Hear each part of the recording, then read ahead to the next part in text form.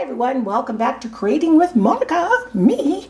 You're probably wondering, why on earth are you looking at a bowl of grapes? They look like blueberries, but they're actually Concord grapes from our garden.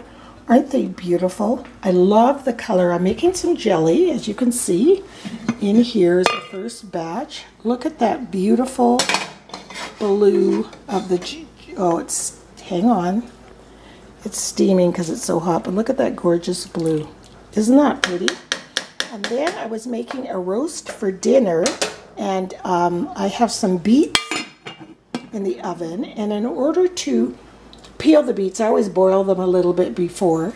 So then I got to thinking, why would I throw this gorgeous red beet color away?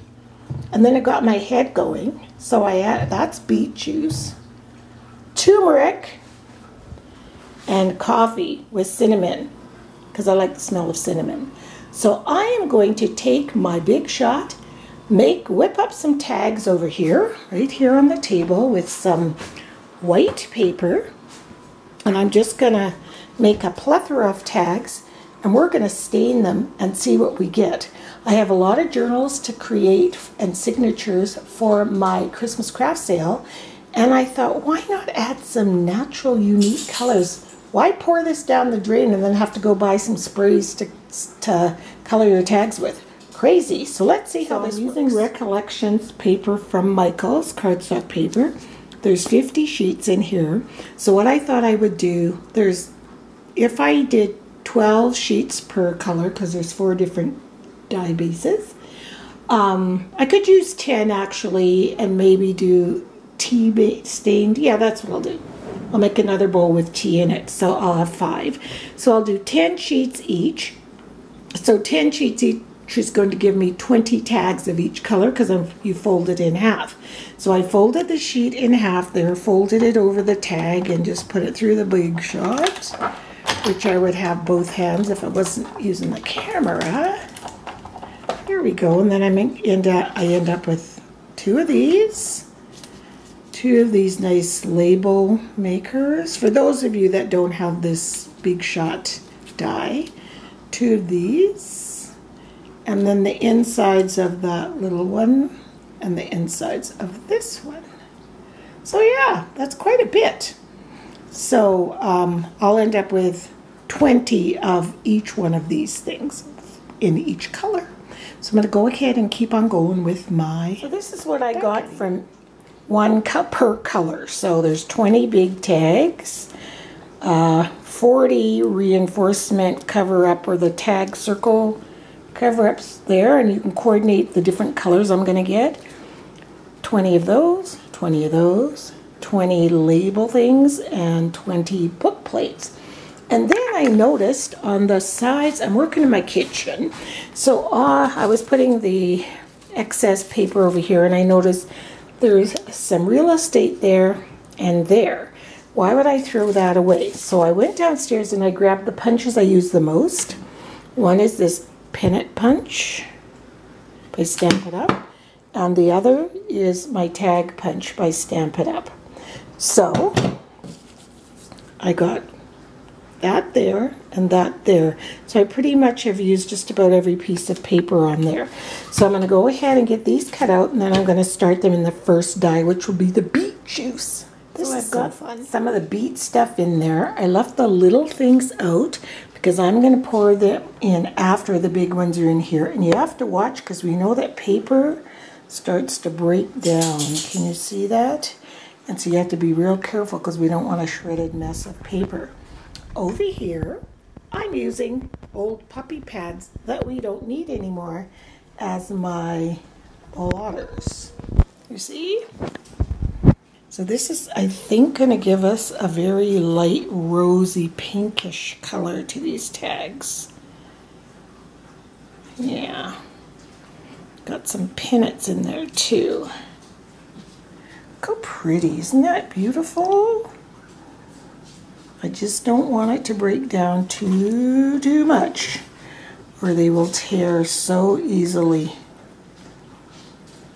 But what a fun way to color your tags. So I'll take some out now and leave them for the lighter See, they'll be like a lighter pink when they dry. They'll be almost pale, pale pink. And just put them on the puppy pads. Yeah, Mimi. Let them dry that way. How fun is this? Playing. But this is one certain way to use your stuff. I mean, literally, I'm using my juice from my beets for supper. I've got old puppy pads that I'm not using anymore. Our dog doesn't need them. I'm using paper that I've had. We buy these dies for our big shots and punches that sometimes we hardly ever use. So yeah, this is just a way to use it all up and not to feel bad. And then the remaining paper I put in my recycling bin. So I'm just going to carry on and I'll be back. So here's how they're looking as they're drying. And you see you get that kind of cool threading through there. And the pinkness. Yeah, fun. So I'm going to go on to the next color now.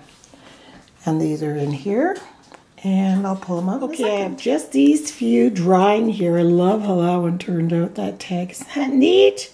This was the coffee and cinnamon. But they're all done and I've packaged them all away. And so here are my tags. Here's the beet colored ones. I'll hold them over here so you can get more of the color. It's kind of a light rose. This is the grape ones. Beautiful. And I love the irregularities in the paper.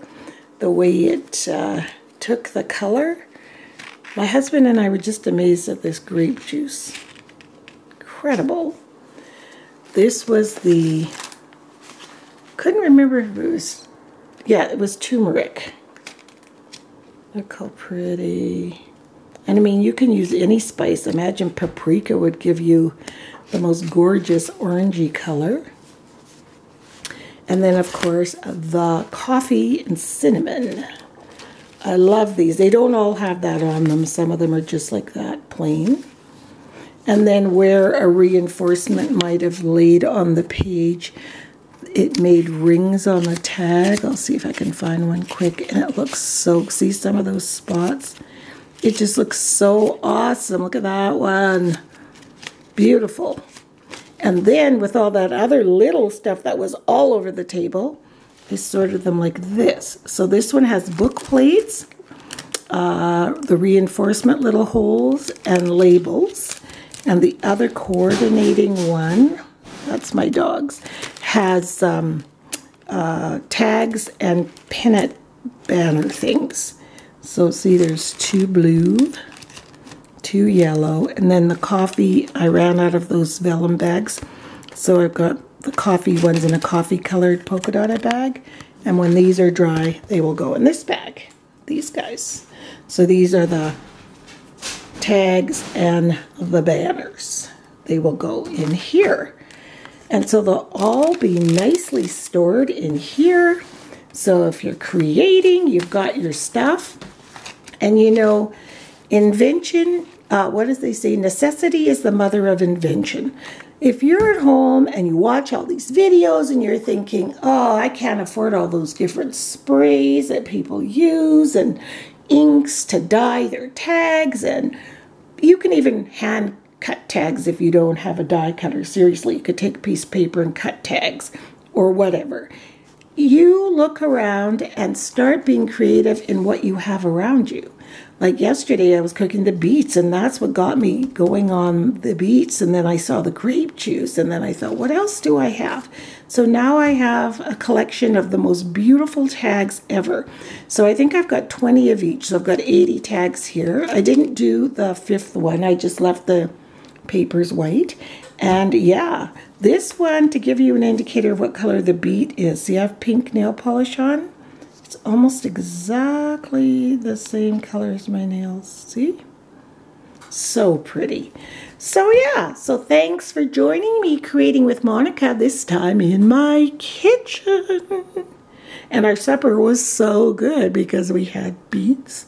You know, we had the beets, roasted beets on a bed of yams with some roast beef. It was so good.